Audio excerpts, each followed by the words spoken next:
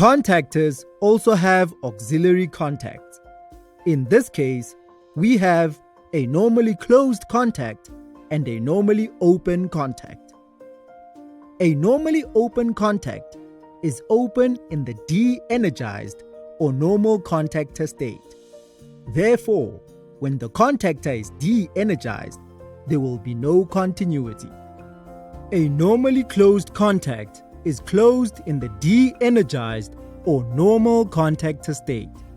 Therefore, when the contactor is de-energized, there will be continuity.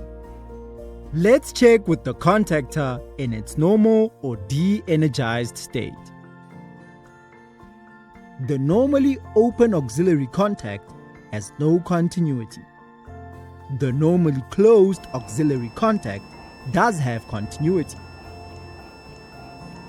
Now, let's energize the contactor and see if the situation reverses. The contactor is energized, and the normally open should now be closed and have continuity. The normally open auxiliary contact is now closed and has continuity. The normally closed auxiliary contact is now open and has no continuity.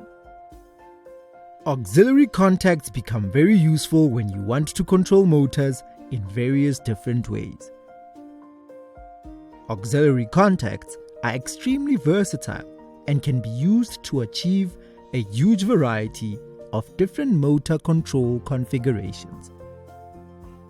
You can even extend this versatility by adding additional auxiliary contacts to a contactor.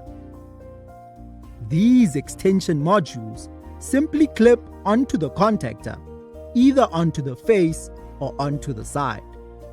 This face module has 2 additional normally open auxiliary contacts and 2 additional normally closed ones. With it, you can configure more commands based on the state of this one single contactor. If we clip this module on, we can see it in action. If we apply power and energize the contactor coil, we can see this action transferred also to the extension module. If we remove power, the contactor de-energizes, and this action is applied also to the extension module.